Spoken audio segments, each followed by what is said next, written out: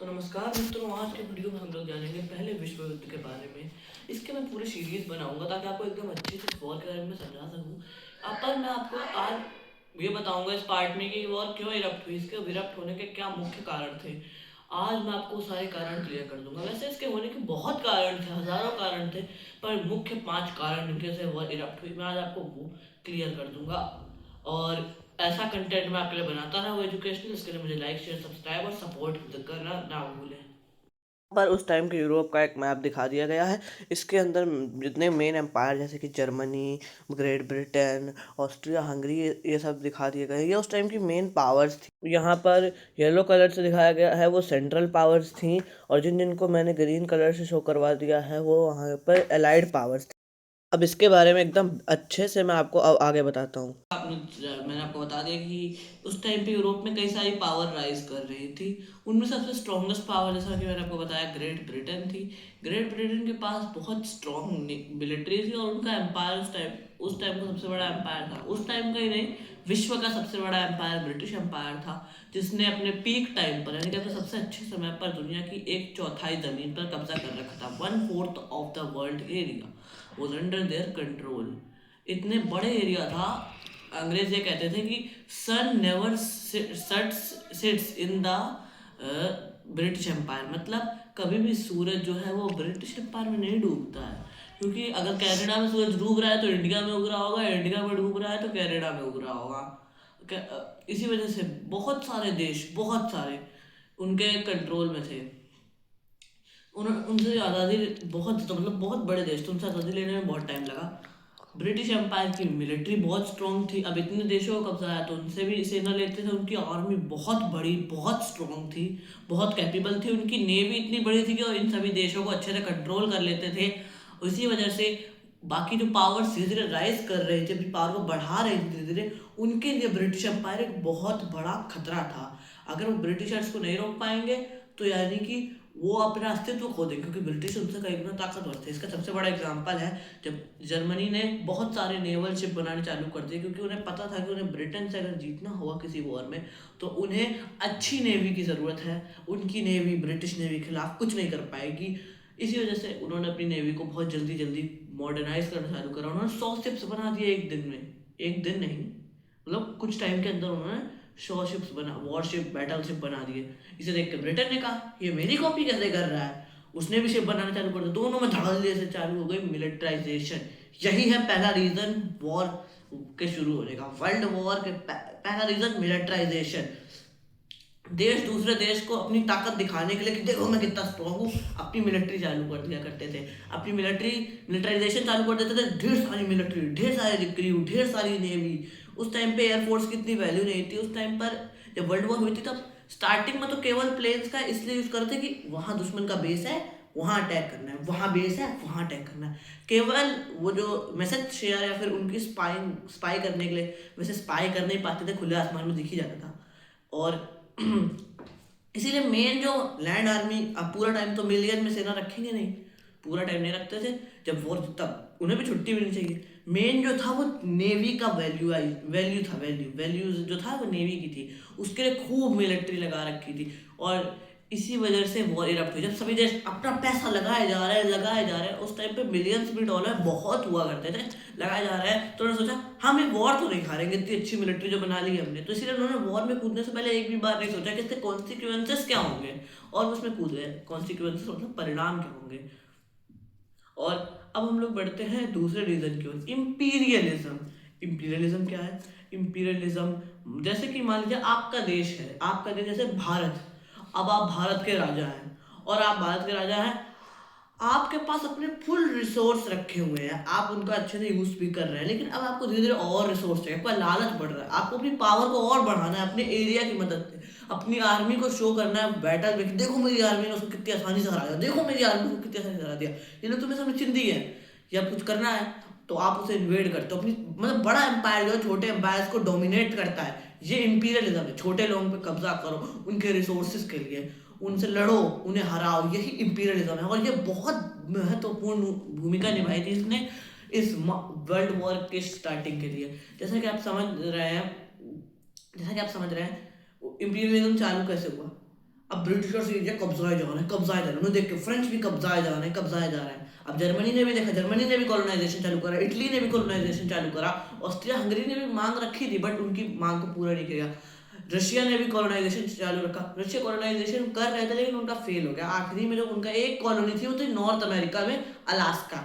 उसे कॉलोनी इसलिए बता रहा हूँ जो दूसरे कॉन्टिनेंट की टेरिटरी थी, बट बाद में उसे अमेरिका को भेज दिया गया था उस टाइम तक।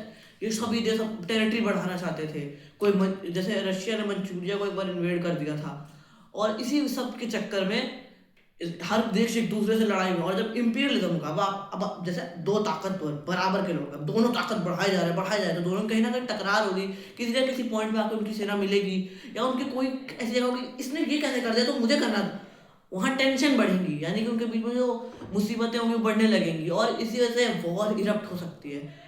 इंपीरियलिज्म ने इसमें बहुत जरूरी भूमिका निभाई है। तीसरा जो मेन रीजन था इस वॉर के इरप्शन का वो था अलायंसेस।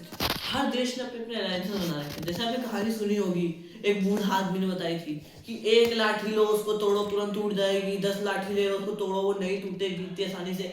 वही ये देश अपना रहे थे, ये लोग अलायंसेस बना रहे थे।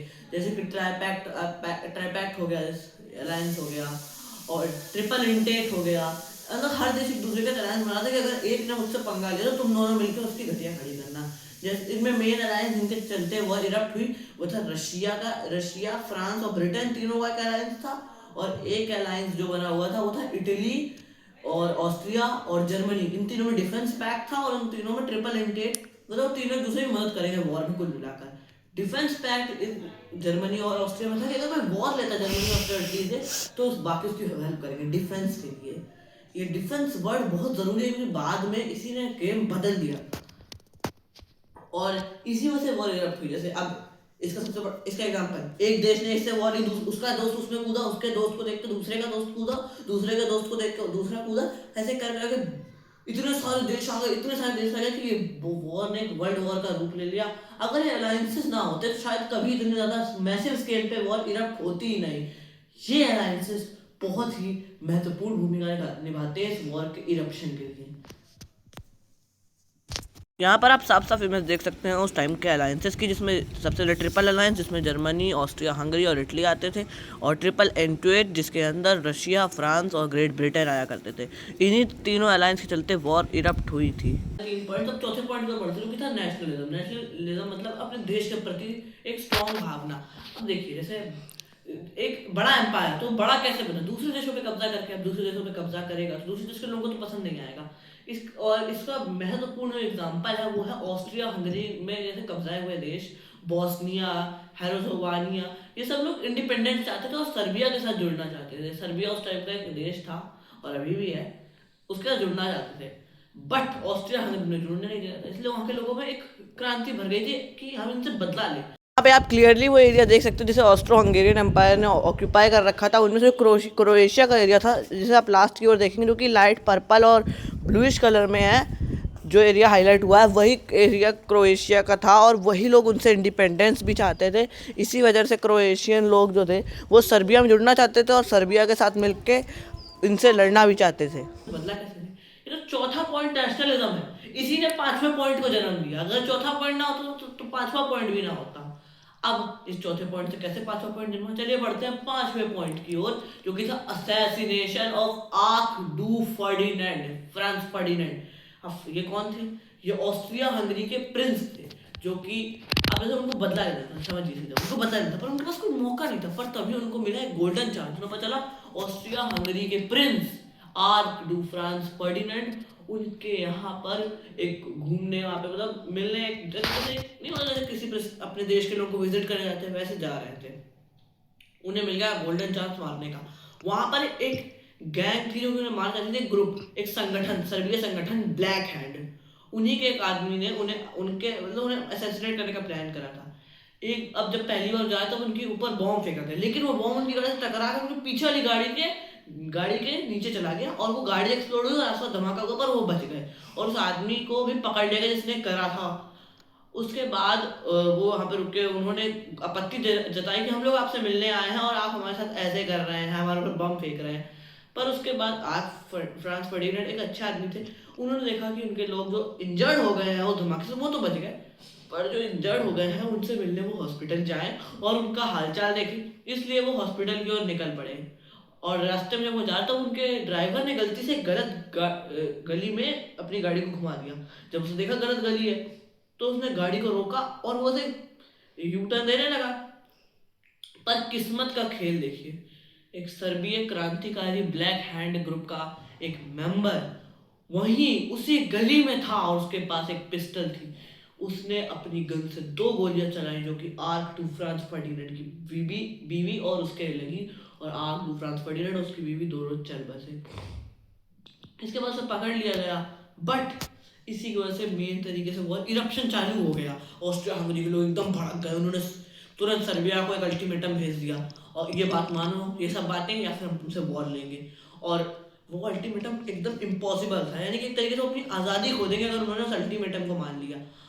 और सर्बिया ने ऑफ कोर्स मना कर दिया और इसी की वजह से फिर वॉर चालू हो गई। एक ने दूसरे पे वॉर छेड़ी, दूसरे ने तीसरे पे, तीसरे ने चौथे पे, ऐसे करके वॉर इरप्शन चालू हो गया। कई लोग कहते हैं अगर ये ना होती तो वॉर इरप्ट ना होती, बट मेरे हिसाब से उतनी टेंशन उस टाइम पे पहले से यूरोप में थी कि अगर ये नहीं भी होता तो भी वॉर 100% इरप्ट हो जाती, क्योंकि कोई ना कोई और बहाने से ये देश आपस में लड़ भिड़ के खुद को बर्बाद करने का तरीका ढूंढ ही लेते।